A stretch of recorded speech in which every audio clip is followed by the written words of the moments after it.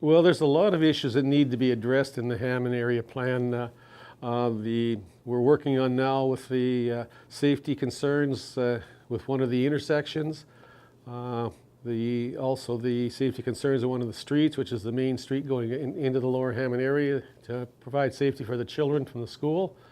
And there's other areas in the area too that need to be looked at and fixed up to make it a better looking community and a safer community, such as the S-curves on Maple Crescent need to be looked at and done.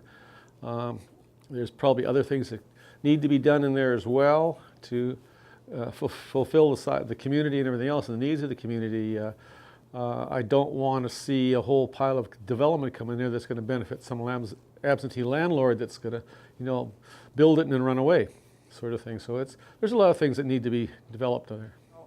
I just like to see it be left alone.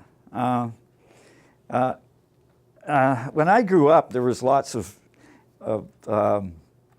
land, and we'd go walking through the fields, and we'd see snakes, and there was frogs and birds, and I think with the development, there's less and less areas for some of these small animals, and there is a little strip of bush along Hammond Road, which was where I used to actually play, and the little bit that's left, you pave it over, and then where do the small animals go? And I know I'm not being very constructive and not maybe much of a visionary, but basically I just kind of like to see it left alone. I think it's nice the way it is. And like I said earlier, I can't really see any real development going in as long as the mill is still there, and I don't want to see the mill leave. The key aspect of Hammond that I keep hearing about is the heritage houses, is the houses that need preserving. My wife and I have experience with the Heritage Revitalization Agreement, and that is a great idea. It tends to pretty much only pay for the process of the Heritage Revitalization Agreement. However, you get a tax break. So that's great to encourage people to take on heritage designation and preserve the house. The problem is that people are nervous about preserving their house because they are worried about getting stuck with an as-is house. This is the way it is and I can't change it. Part of that is perception, because it's not true. The Heritage Agreement does allow quite a bit of flexibility. You just have to keep the character. However, you may be stuck with making your house beautiful but not efficient and not comfortable. So you could be stuck with a less comfortable home and you're still stuck with that cost.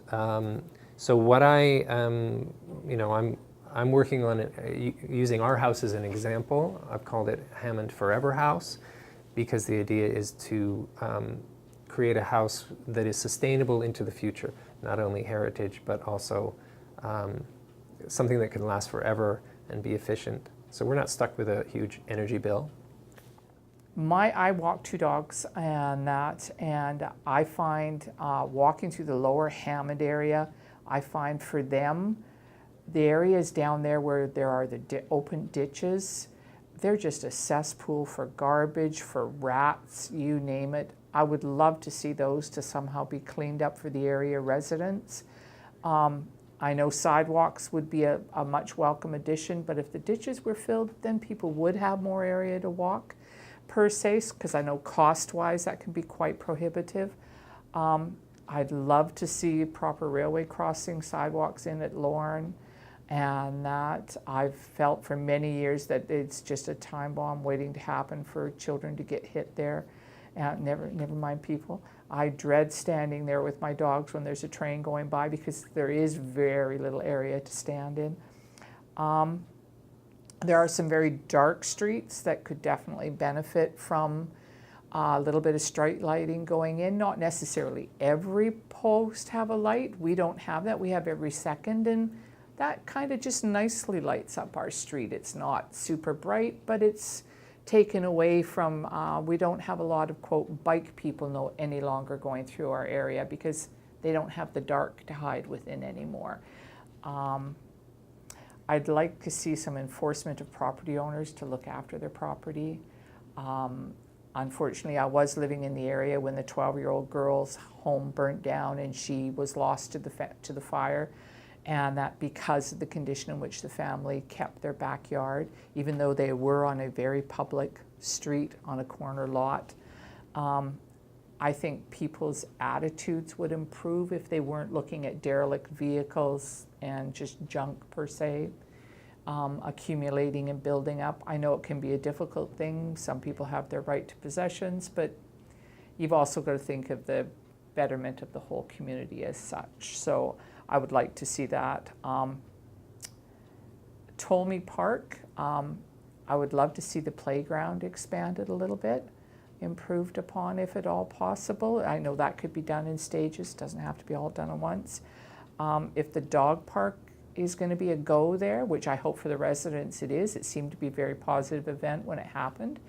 I think the lower bowl, as they call it, is going to become a bit of an issue because it's very boggy. So I think they might have to look at doing a combination surface treatment there, mulch, grass type of thing, because it's going to be a little pig pen within a month type of thing. That's basically, it's sort of more the lower Hammond area that I would love to see some things for. They haven't gotten an awful lot down there over the last 30 years. I think I know a lot of people have concern, like keeping up the heritage. There are, again, like I said, some really quaint little homes there. And I think trying to do something along Maple Crescent. I really like also what they've done down on Wharf Street with the new park. That's a fabulous thing. If they could even expand it, maybe making a river walk or some boardwalk, whatever you call it, I think would be awesome. No, I don't think. I think, just working on that whole area, Maple Crescent, Dartford, I know they've got the public house they've completely renovated, or social house, whatever it's called now. That whole area. I know they're going to be building a treatment center, so that'll clean up that side. Other than that, I think as is. There's a general issue, one that comes up with me and my neighbors time and again is drainage, and I think it's a big concern, drainage and flood protection. I think the one thing I would like to see discussed more is the Interfor mill site. Don't get me wrong, I support the mill. I recognize its history in Hammond. I recognize it's a value employer. I don't want to see the mill go. If it's there for the next 100 years, that's great. That being said, a lot of forestry companies, et cetera, are divesting of properties as land values increase, other pressures on their businesses. So we can't be guaranteed it's going to be there forever, and I don't think that's realistic to think that. So to at least have the discussion or have a policy plan or some vision for that site, I think is important. To me, it would be the death knell of Hammond for them to sell it, and the next day we find out they're subdividing it and putting industrial tilt-up concrete there, essentially just wedging poor little Hammond in between two industrial subdivisions. I think there's a chance for mixed-use, comprehensive development there, all sorts of different architecture, coming down in scale to meet the existing community. Amazing opportunity for waterfront access there. I think it could be a landmark project in Hammond. Again, what I'm saying is in the long term, for now, Interfor is a good neighbor and they're an important part of our community. I think that considering how to make the people in a neighborhood cohesive and making it easy and giving the structures that encourage people to know each other and to feel safe and to feel, feel their kids are safe. And so having places, not necessarily big things like parks, but having things like maybe just benches and maybe just small plantings of like a little raised, bed or something like that, and things that encourage people to be on the streets and that encourage people to pause while they're on the streets. And I think those things are a way that you can build the social capital in an area.